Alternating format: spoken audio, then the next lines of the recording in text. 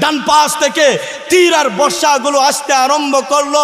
হযরতে আবু দুজানার ডান পা জজরা করে ফেললো, বাম পাশ থেকে তীর আর বর্ষাগুলো আসতে আরম্ভ করলো। হযরতে আবু দুজানার বাম পা জজরা করে ফেললো, সামনের দিক থেকে তীর আর বর্ষাগুলো আসতে আরম্ভ করলো। হযরতে আবু দুজানার সামনের সাইড জজরা করে ফেললো, পিছন দিক থেকে তীর আর বর্ষাগুলো আসতে আরম্ভ করলো। হযরতে আবু দুজানার পিছনের সাইড জজরা করে ফেললো। একটা মুরগি যেরকম ভাবে নিজের বাচ্চাগুলোকে নিজের দুইটা ডানার মধ্যে বেষ্টন করে নিজের সমস্ত আঘাতগুলো বরদাস্ত করে নেয়, হযরতে আবু দুজানা রাদিয়াল্লাহু তাআলা আনহু প্রাণের নবীকে এরকম ভাবেই বেষ্টনী দিয়ে নিজের সমস্ত আঘাতগুলো বরদাস্ত করে নিলেন। নিজের সমস্ত তীর আর বল্লমগুলো নিজের শরীরের মধ্যে নিয়ে নিলেন।